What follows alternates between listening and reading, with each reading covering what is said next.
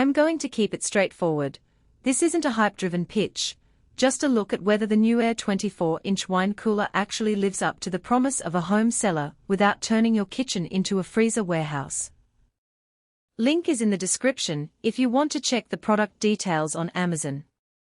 My goal is to walk you through the things that matter once the box is opened, the space it really takes, the day-to-day experience, the hidden compromises, and who ends up getting the most bang for their buck. First off, the biggest hesitation most buyers have is the fear of buying a unit that looks great on the spec sheet, but ends up being a constant source of noise, temperature swings, or awkward placement issues. That's why I spent a good amount of time measuring the dimensions, reading the installation guidelines, and scrolling through the Q&A to see what people actually ran into when they tried to fit this thing into a cabinet or a freestanding nook. The cooler is 24 inches wide, about 33 inches tall, and roughly 22 inches deep, which slots nicely into most standard base cabinets, but you'll need at least an inch of clearance behind the unit for the front venting compressor to breathe. If you're planning a built-in installation, the back clearance is the first thing that can trip you up.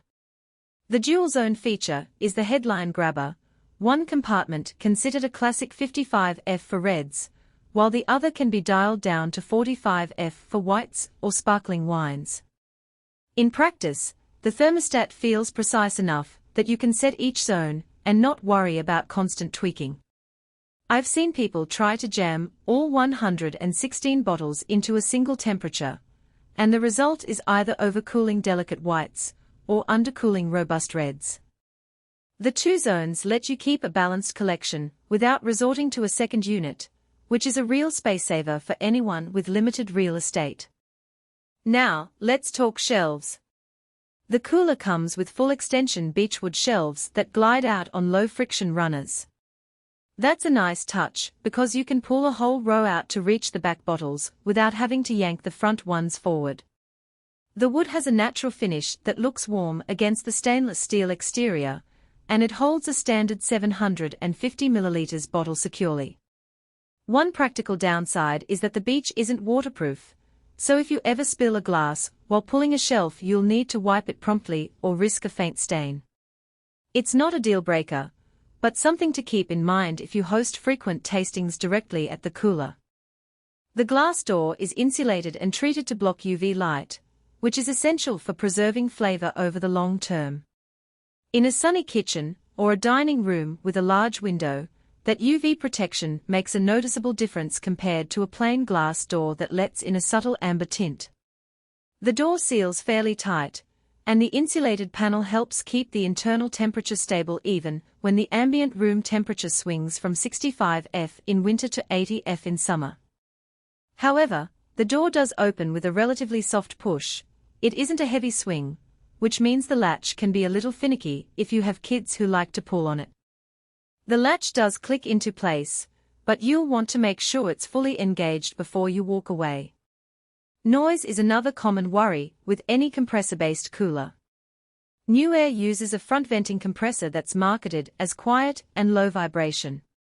In a real-world setting, sitting on a countertop next to a TV or in a small dining area, the unit hums at a level comparable to a refrigerator in the next room. It's not silent, but it never reaches a point where it drowns out conversation. If you're looking for a whisper-quiet cellar for a home theater or a bedroom suite, you might want to consider a thermoelectric model instead, though you'd sacrifice the dual-zone capability and the 116 bottle capacity. Speaking of capacity, 116 bottles sounds impressive, but the actual layout matters. The cooler is split roughly 60 bottles in the red zone and 56 in the white zone. That division works well if you already have a roughly equal split in your collection. If you're a red-only enthusiast, you'll end up with empty space in the white zone unless you decide to keep a few bottles at a cooler temperature for future aging. On the flip side, if you're just starting a collection, the sheer size can feel like overkill, and you might be paying for space you'll never use. The price point reflects that it's positioned in the mid-range, not the entry-level market, so you're paying for both capacity and the dual-zone system. The overall value hinges on a few practical points. If you have an existing wine collection that's already approaching 100 bottles, or you're planning to build one over the next few years, the ability to store everything in one sleek unit without having to buy a second cooler is a solid win. The Beechwood shelves, UV-protected glass, and insulated body all contribute to a low-maintenance environment.